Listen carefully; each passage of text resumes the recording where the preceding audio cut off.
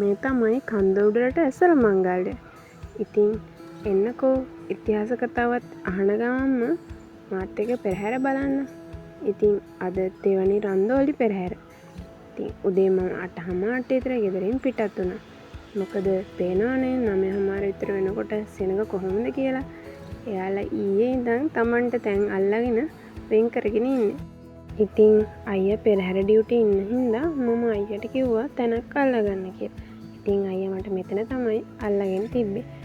ඉතින් එයා ඩියුටි වැටිලා හිටියේ මේ විදිය නෙවෙයි. නමුත් මට එයා මෙතන ඉන්න කියලා එයාගේ ඩියුටි කරන්න ගියා.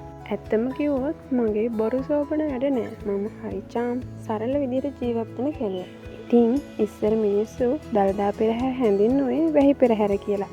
මොකද දළදාව පෙන්නනවා කියන්නේ අනිවාර්යෙන් වහිනවා කියන එක තමයි ඉස්සර මිනිස්සුන්ගේ විශ්වාසය වුණේ. ඉතින් දළදා පෙරහැර කාලෙට බඩු විකුණන වෙලෙන්දන්ට ජය මගුල් තමයි. ඒ තරම් කට්ටිය බඩු ගන්නවා. ඉතින් උදේ ඉඳන්ම හවස වෙනකම්ම විකුණන්න පුළුවන්. ඉතින් පේනවනේ අයියා ඩියුටි කරද්දී එයා ඒ විදිහේ ඉන්නතුව හැම විනාඩි 15 මෙතෙන් එනවා බලලා යන්න.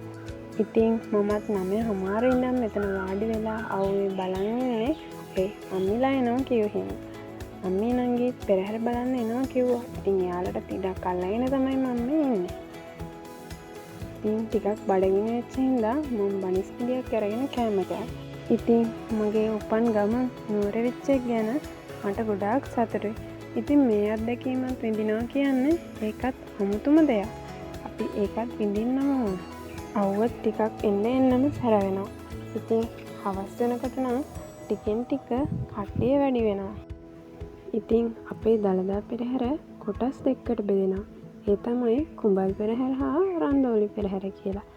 ඉතින් හවස් යාම වෙනකොට මෙයාලා ඇවිල්ලා මේ හැමදේම චෙක් කරන්න ගත්තා. මොකද ඉතින් දළදා පෙරහැර ආරක්ෂාව තියෙන්න ඕනේ ඒ හින්දා. ඉතින් ඒ අතරමඟ චූටි අලිබබිකුත් යනවා. මම හරිම ආදරේ සත්තු ජාතියක් තමයි මේ අලියෝ කියන්නේ. අනේ මන් හරිම ආදරේ. එයාලා මේ දළදා පෙරහැර වෙනුවෙන් කරන කැපකිරීම අගය කරන්නම ඕනි දෙයක්. ඒ අතරතුර අපේ අම්මලාගේ බෑග් චෙක් කරා. පේනවනේ බලන්නකෝ ඒ පොලිස් බල්ලන්ගේ ලස්සන. පේනවනේ එන්න සෙනගනම් ගොඩක් වැඩි වෙනවා. ඉතින් සමහරු නම් තමන්ගේ තැන්වලට පැනත් ගන්නවා. ඉතින් ඒ අතරතුරේ ගොඩක් කට්ටිය එක එක පින්කම් කරනවා. තේ දෙනවා, පාන් දෙනවා, වතුර බෝතල් බෙදනවා. ඉතින් ඒ වගේ පින්කම් එක එක දේවල් වලින් කරනවා. අනේ වැස්සනම් එන්නම රග වෙනවා. හයියෙන් වැස්සා පේනවනේ මිනිස්සු හොඳටම තෙමිලා. අම්මෝ අද නම් ඇත්තටම එපා වෙනවා. මොකද වැස්සනේ. තෙමිච්ච කික්ලියෝ දැක්ක නැත්නම් බලා ගන්න. මේ තමයි යෝනේ කික්ලියා. පේනවනේ තෙමිලා ඉන්නවා සීතලයි. ඉතින් අද නම් පෙරහැර ඇත්තටම එපා වුණා. මොකද වැස්සනේ. දැන් නම් වෙලාව 6ට විතර. ඉතින් පෙරහැර පිටත් වෙනවා කියලා කියන්නේ 6:53ට. පොලිසිය කරන්නේ මාර කැපකිරීමක්. උදේ ඉඳන් හවස් වෙනකන් හිටගෙන ඉන්නවා කියන්නේ මේක කර්තව්‍යයක්ද?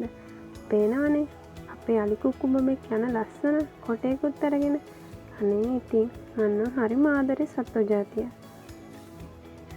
ඉතින් හවස 6ට විතරත් ආයෙත් එයාලා චෙක් කරන්න ආවා. පේනවනේ දැන් නම් පෙරහැර පටන් ගන්නත් ටිකෙන් ටික ලං වෙනවා. ඉතින් පෙරහැරේ පළවෙනියට ගමන් ගන්නේ කහ වතුරෙන් පාර හොදන එක. ඉතින් දළදා හාමුදුරුවන්ට කරන ගෞරවයක් විදිහට තමයි පෙරහැර පාර කහ වතුරෙන් දෝවණය කරන්නේ. ඉතින් ඇත්තටම හාස්කම කියනවා නම් ඔච්චර වෙනකන් හයියෙන් වැහැලා මිනිසුන්ට මෙපා වෙන්න වැහැලා පෙරහැර පටන් ගන්න බෙඩිල්ල දාලා විනාඩි 4ක් ගියාට පස්සේ ඇස්සත් පායවුවා. ඉතින් පෙරහැරේ පළවෙනියට ගමන් ගන්නේ කසකාරයෝනේ. ඉතින් ඉස්සර මිනිස්සු කසකාරයෝන්ගේ අනුමාන කරේ අකුණු වල තියෙන සද්දේ. මොකද වැස්සක් එනකොට පළවෙනියටම බොරවල අකුණු ගහනවානේ. ඉතින් ඒ අකුණු වල සද්දේ තමයි කසකාරයෝන්ගෙන් අනුමාන කරේ. දෙවෙනියට යන්නේ ගිනි බෝල. ඉතින් ගිනි බෝල වලින් ඉස්සර ජනතාව අදහස් කරේ අකුණු ගහනකොට එන ආලෝකය. මොකද අකුණු ගහනකොට ආලෝකයක් එනවනේ. අන්න ඒක තමයි ගිනි බෝල වලින් අදහස් කරේ. දළදා පෙරහර කියන්නේ අපේ රටේ අභිමානය. පෙරහරේ පළමුව ගමන් කරන්නේ ඇතාපිට යන පෙරමුණේ රාළ. ඉතින් ඉස්සර ඇත්තුන්ගෙන් අලියන්ගෙන් මිනිස්සු අනුමාන කරේ කළුපාට වෙහි වලාකුළු. වැස්සක් වහින්න එනකොට කළුපාට වෙහි වලාකුළු එන්නේ ලකුණු ගහලා හෙළි කරලා. ඉතින් වෙහි පෙරහරේ අලියන්ගෙන් අදහස් කරේ කළුපාට වලාකුළු කියන එක. ඊට පස්සේ පෙරහැරවල සද්දේ නැටුම්වල සද්දෙන් අනුමාන කරන්නේ වැස්ස කියන එක ඉස්සර ජනතාවගේ ව්‍යවහාරයේ සඳහන් වෙනවා. ඉතින් පේනවානේ ඇත්තුන්ගේ අලියන්ගේ ලස්සන. ඉතින් අපේ දළදා පෙරහැර ඉස්සරවම ආරම්භ වෙන්නේ කප් හිටවලා. කප් හිටවීම කියන්නේ මොකක්ද? කප් හිටවීම දළදා මාලිගාවත් එක්ක සම්බන්ධ දෙයක් නෙවෙයි. කප් හිටවීම කරන්නේ දේවාල 4 බස්නායක නිලමෙලා එකතු වෙලා.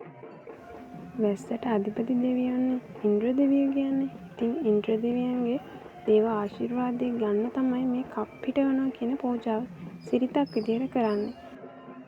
පේනවනේ එයාලගේ දක්ෂකම්. ඒ දක්ෂකම් විදහා පාන්න දළදා පෙරහැර කියන්නේ එයාලට ගොඩක් ලොකු උදව්වක්.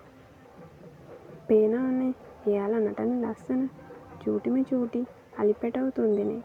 මේ පව් බලන්නකො නටන ලස්සන.